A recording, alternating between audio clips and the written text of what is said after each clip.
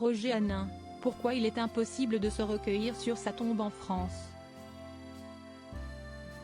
Visage emblématique du petit écran, notamment grâce à son rôle dans la série culte Navarro, Roger Hanin est mort en 2015, à l'âge de 89 ans. S'il est aujourd'hui impossible de se recueillir sur sa tombe en France, si est-il parce que l'acteur a été inhumé en Algérie. Principalement connu pour son rôle dans la série culte Navarro, Roger Hanin était un monument de la comédie française. Apparu dans de nombreux films au cours de sa carrière, l'acteur a notamment crevé l'écran dans Le Grand Pardon. Malheureusement, le comédien est mort à l'âge de 89 ans en 2015. Originaire d'Alger, Roger Paul Jacob Lévy, de son vrai nom, a vu le jour le 20 octobre 1925, lorsque l'Algérie était encore un territoire français. Bien que le pays soit devenu indépendant entre-temps, Roger Hanin a été inhumé en Algérie, comme le souhaitait sa famille.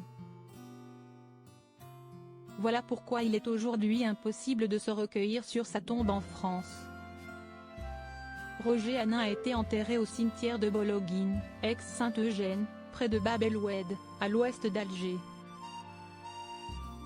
Il repose aujourd'hui en paix dans le carré juif de ce cimetière, tout comme son père avant lui.